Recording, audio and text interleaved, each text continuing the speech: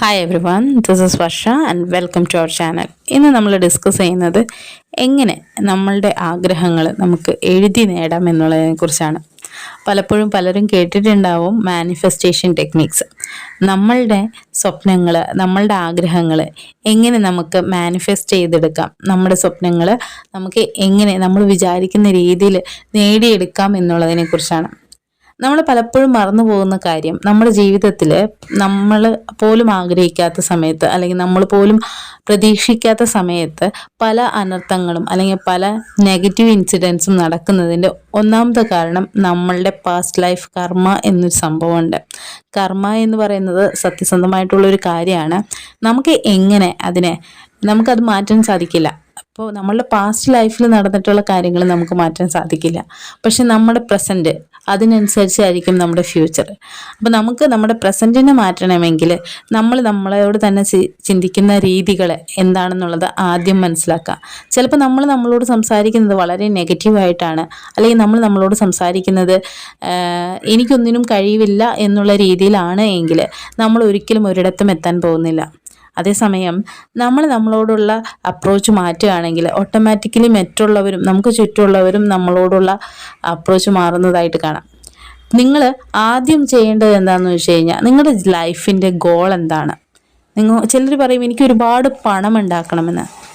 എന്നാൽ എത്ര പണം അത് അവർക്കറിയില്ല, എങ്ങനെ ഉണ്ടാക്കും അതും അറിയില്ല. അപ്പം നിങ്ങൾക്ക് ഒന്നിനും ഒരു ക്ലാരിറ്റി ഇല്ലെങ്കിൽ നിങ്ങൾ ഒന്നും നേടാൻ പോകുന്നില്ല. നിങ്ങളുടെ സ്വപ്നങ്ങളായി തന്നെ ഇരിക്കും. അതേസമയം നിങ്ങളുടെ സ്വപ്നങ്ങൾ നിങ്ങൾക്കൊരു ക്ലാരിറ്റിയോട് കൂടി ഇന്ന കാര്യങ്ങൾ ഇന്ന സമയത്ത് ഞാൻ ചെയ്യും, അല്ലെങ്കിൽ എൻ്റെ ഡെയിലി ലൈഫിൽ എൻ്റെ സ്വപ്നങ്ങൾക്ക് വേണ്ടി എൻ്റെ ഗോളിന് വേണ്ടി ഞാൻ ഇത്രയും ഡിസിപ്ലിനായിട്ട് ഇന്ന കാര്യങ്ങൾ ചെയ്യും എന്നൊരു പ്രോപ്പർ ഐഡിയ, പ്രോപ്പർ ഒരു പ്ലാൻ നിങ്ങൾക്ക് ഉണ്ടെങ്കിൽ നമ്മുടെ ലൈഫിൽ എത്തിപ്പെടേണ്ട സ്ഥലങ്ങളിൽ എത്തിപ്പെടുക തന്നെ ചെയ്യും. ചില സമയത്ത് നമുക്ക് തോന്നും നമ്മളുടെ ലൈഫിൽ നമ്മൾ ആഗ്രഹിച്ചൊക്കെ പോലെയല്ലല്ലോ, ഞാൻ എല്ലാ കാര്യങ്ങളും ചെയ്തിട്ട് അത് ആഗ്രഹിച്ച രീതിയിൽ നടന്നില്ല എന്നൊരു സങ്കടം നമുക്കുണ്ടാവാം. പക്ഷെ നിങ്ങൾ മനസ്സിലാക്കേണ്ട ഒരു കാര്യം എന്താണെന്ന് വെച്ച് കഴിഞ്ഞാൽ എപ്പോഴും ദൈവത്തിൻ്റെ ഒരു പ്ലാൻ നമുക്ക് വേണ്ടിയുണ്ട്. നമ്മൾ പ്രവർത്തിക്കേണ്ട രീതിക്ക് പ്രവർത്തിച്ചു പോവുക.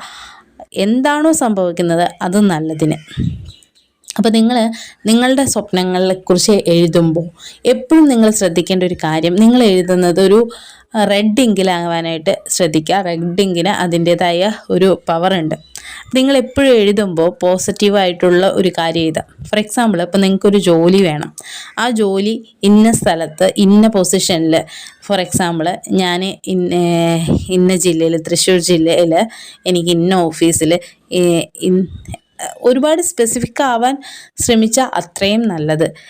അപ്പോൾ നിങ്ങൾ എഴുതുമ്പോൾ നിങ്ങൾക്ക് വേണ്ടിയിട്ട് നിങ്ങൾക്ക് ചുറ്റുമുള്ള ആളുകൾ പോസിറ്റീവായിട്ടുള്ള ആളുകളാണ്, എനിക്ക് എൻ്റെ ജോലി നന്നായിട്ട് ചെയ്യാനായിട്ട് അവരോടും കൂടി നമ്മൾ എപ്പോഴും ചിന്തിക്കേണ്ടത് നമ്മളൊരു സോഷ്യൽ ബീയിങ് ആണ്. നമുക്കൊരു ടീം വർക്ക് ആവശ്യമുള്ള സ്ഥലങ്ങൾ വേണ്ടി വരും. അപ്പോൾ നമുക്ക് ചുറ്റുമുള്ള ആളുകൾ, നമ്മളുടെ ടീം എന്ന് പറയുന്ന ആളുകൾ വളരെ നല്ല ആളുകളാണെങ്കിൽ തന്നെയാണ് നമുക്ക് നല്ല രീതിയിൽ പെർഫോം ചെയ്യാൻ സാധിക്കുള്ളൂ. അപ്പോൾ അവരെക്കുറിച്ചും കൂടി നമ്മൾ മെൻഷൻ ചെയ്യുക. ഇനി നിങ്ങൾക്കൊരു വീട് ഉണ്ടാക്കണം എന്നുള്ളതാണ് ആഗ്രഹമെങ്കിൽ നിങ്ങളുടെ ആ വീടിൻ്റെ ഒരു ഫോട്ടോ എങ്ങനെയായിരിക്കണം നിങ്ങളുടെ വീട് എന്നുള്ളത് ഇപ്പോൾ നമുക്ക് നെറ്റിൽ നോക്കിക്കഴിഞ്ഞാൽ ഒരുപാട് ഫോട്ടോസും നമുക്ക് ലഭിക്കും.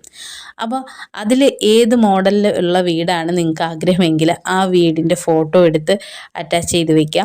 അതോടൊപ്പം തന്നെ അതിന് ചുറ്റും നിങ്ങൾ എഴുതി വയ്ക്കുക ഇന്ന ഭാഗങ്ങൾ, എൻ്റെ വീടിൻ്റെ ഉമ്മറം ഇങ്ങനെ ആയിരിക്കണം, എൻ്റെ വീടിൻ്റെ ചുറ്റും, എൻ്റെ വീടിൻ്റെ ഗാർഡൻ, എൻ്റെ വീടിൻ്റെ അടുക്കള, പൂജാമുറി, അല്ലെങ്കിൽ എൻ്റെ ബെഡ്റൂമുകൾ, എന്തൊക്കെയാണോ നിങ്ങളുടെ വീട്ടിൽ നിങ്ങൾക്ക് വേണ്ടത് അതെല്ലാം നിങ്ങൾ എഴുതിക്കോളൂ. ഡെയിലി ഒരു 10 മിനിറ്റ്സ് നിങ്ങൾ അതിനു വേണ്ടി മാറ്റി വയ്ക്കുക. അങ്ങനെ നമ്മൾ എഴുതിക്കൊണ്ട് വരുമ്പോൾ ഉണ്ടല്ലോ ഒരു ക്ലാരിറ്റി നമുക്ക് കിട്ടും. നമ്മളുടെ ഉള്ളിൽ നമ്മൾ പോലും അറിയാതെ ഒരു കാംനെസ് വരും, ഒരു ശാന്തത വരും. പലപ്പോഴും നമ്മുടെ പ്രശ്നം എന്താണെന്ന് വെച്ച് കഴിഞ്ഞാൽ നമ്മളുടെ ഉള്ളിൽ ഒരുപാട് കാര്യങ്ങൾ കൺസ്യൂം ചെയ്തിട്ട്, ഒരുപാട് കാര്യങ്ങൾ നമ്മളുടെ ഉള്ളിലേക്ക് നമ്മൾ എടുത്തിട്ട് നമുക്ക് പ്രോപ്പറായിട്ട് ഒന്ന് ചിന്തിക്കാനോ ഒരു നല്ല ഡിസിഷൻ എടുക്കാനോ ഒന്നും സാധിക്കാതെ വരുന്നത് കൊണ്ടും നമ്മളൊരു ആപത്തുകളിൽ ചെന്നപ്പെടുന്നതും കാണുന്നുണ്ട്.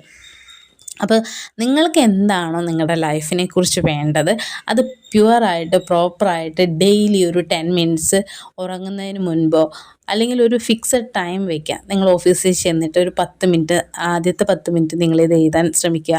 അല്ലെങ്കിൽ നിങ്ങൾക്ക് രാത്രി കിടക്കുന്നതിന് മുൻപാണ് എങ്കിൽ കിടക്കുന്നതിന് മുൻപ് കുറച്ച് നേരം നിങ്ങളുടെ സ്വപ്നങ്ങളെക്കുറിച്ച് നിങ്ങൾ എഴുതുക. ഏറ്റവും ബെസ്റ്റ് ടൈം എന്ന് പറയുന്നത് നിങ്ങൾ രാത്രി ഉറങ്ങുന്നതിന് മുൻപാണ്. കാരണം അങ്ങനെ നമ്മൾ എഴുതുമ്പോൾ ഓട്ടോമാറ്റിക്കലി നമ്മുടെ സബ് കോൺഷ്യസ് മൈൻഡിന് ഒരു ക്വസ്റ്റ്യൻ കൊടുക്കുക, എനിക്ക് ഇതെങ്ങനെ ചെയ്യാൻ സാധിക്കും. ബാക്കി പണി സബ് കോൺഷ്യസ് മൈൻഡ് എടുത്തോളും.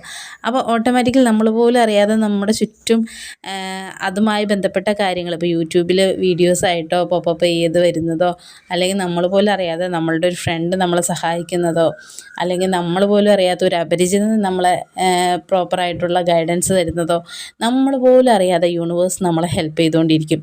അപ്പോൾ നിങ്ങളുടെ ലൈഫിൽ നിങ്ങൾക്ക് എന്താണോ വേണ്ടത് അത് നിങ്ങൾ എഴുതി നേടാം. Okay, thank you.